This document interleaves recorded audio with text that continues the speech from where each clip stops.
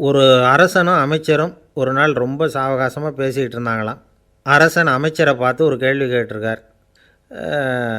ஏங்க அமைச்சரே, ஆசை இல்லாத ஒரு மனுஷனால் இருக்க முடியுமா அப்படின்னு. ஏன் முடியாது, துறவி அப்படிங்கிறவங்கெல்லாம் அப்படிப்பட்டவங்க தானே அப்படின்னாராம் அமைச்சர். அவங்கெல்லாம் உண்மையிலேயே ஆசையை விட்டவங்க தானா அப்படின்னு கேட்டாராம் ராஜா. அப்படி தான் இருக்கணும் அப்படின்னாராம் அமைச்சர். அப்படின்னா ஆசையே இல்லாத ஒரு உண்மையான துறவியை நான் பார்க்கணுமேன்னார். அது என்ன பிரமாதம், அதுக்கு நான் ஏற்பாடு பண்ணுறேன் அப்படின்னு விட்டார் இவர். சொல்லிவிட்டு உடனே புறப்பட்டு போனார். அங்கங்கே தேடினார். அப்புறம் தான் அவருக்கு புரிஞ்சுது உண்மை துறவியை கண்டுபிடிக்கிறது எவ்வளவு கஷ்டமான காரியம்னு. இருந்தாலும் ராஜா கிட்ட சொல்லியாச்சே உண்மை துறவியை காட்டுறேன்னு. இப்போ என்ன பண்ணுறது? ராஜா கிட்ட சொன்னபடி நடக்கலைன்னா அவருக்கு கோபம் வந்துடும். அமைச்சர் ஒரு யோசனை பண்ணார். அவருக்கு ஒரு வழி தெரிஞ்சுது.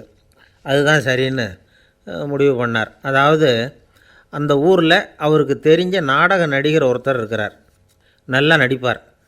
அவரை போய் பார்த்தார். இதை பாருப்பா, எனக்காக நீ ஒரு காரியம் செய்யணும்னார். என்னன்னு கேட்டார் அவர். நீ ஒரு துறவி மாதிரி கொஞ்சம் நேரத்துக்கு நடிக்கணும். ராஜா உன்னை பார்த்துட்டு போகிற வரைக்கும் நடி, அது போதும்.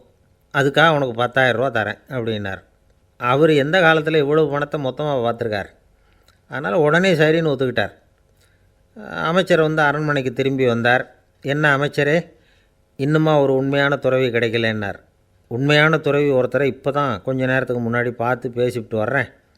அவர் நம்ம ஊருக்கு வெளியில் குளத்தங்கரையில் உள்ள ஒரு ஆலமரத்துக்கு அடியில் உட்காந்துருக்கிறார் அப்படின்னார் இவர். அப்படின்னா உடனே புறப்படுங்க அப்படின்னார் ராஜா. பரிவாரங்களோடு புறப்பட்டார். அங்கே அந்த மரத்தடியில் அந்த ஆள் வேஷம் போட்டுக்கிட்டு துறவி மாதிரி உட்காந்துருக்கிறான். ராஜா நேராக போனார். அந்த துறவி காலில் பொத்துன்னு விழுந்து வணங்கினார். உடனே ராணியும் அவர் காலில் விழுந்தாங்க. அடுத்தபடியாக அமைச்சர் விழுந்தார். அவருக்கு தெரியும் இது நம்ம ஆள் தான்னு. இருந்தாலும் என்ன பண்ணுறது, நேரம். அப்புறம் பரிவாரங்கள்லாம் துறவி காலில் விழுந்து ஆசீர்வாதம் வாங்கிட்டாங்க. ராஜா அப்புறமா தங்கத்தட்டில் பொன்னையும் பொருளையும் வச்சு அந்த துறவிக்கிட்ட ரொம்ப பணிவாக நீட்டுறார். தாங்கள் தயவு பண்ணி இதை ஏற்றுக்கணும் அப்படின்னு வேண்டிக்கிட்டார். அந்த துறவி பற்றில்லாமல் அதை பார்த்தார். எல்லாத்தையும் திறந்துவிட்ட எனக்கு இதெல்லாம் எதுக்காக அப்படின்னு சொல்லி அதை மறுத்துட்டாராம். ஆஹா, உண்மையான துறவியை பார்த்துட்டோம் அப்படிங்கிற ஆனந்தம் அரசருக்கு. ரொம்ப நிம்மதியாக திருப்தியாக திரும்பி வந்தார் அரண்மனைக்கு. அதுக்கப்புறம் அமைச்சர் யாருக்கும் தெரியாமல் அந்த துறவிகிட்ட ஓடினார்.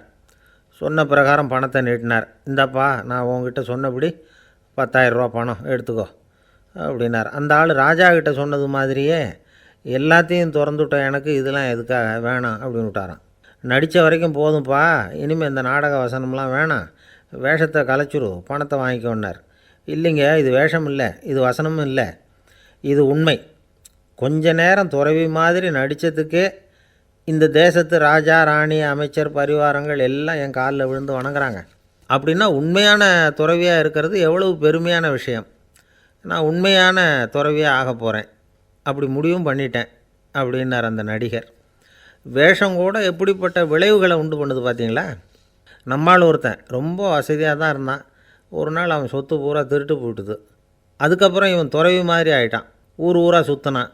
ஒரு குருநாதரை தேடி கண்டுபிடிச்சான். அவர்கிட்ட சீடனாக சேர்ந்துக்கிட்டான். அவனை பார்த்து ஒருத்தர் கேட்டார், நீ உண்மையான சீடன் தானான்னு. இல்லைங்க, சீடன் மாதிரி நடிச்சுக்கிட்டு இருக்கிறேன் அப்படின்னா. அது குரு துரோகம் இல்லையா அப்படின்னு கேட்டார் அவர். இல்லைங்க, நான் பண்ணது குரு துரோகம் இல்லை, என் குரு பண்ணது தான் துரோகம். என்னுடைய பணத்தை கொள்ளையடித்தது இவர் தான்.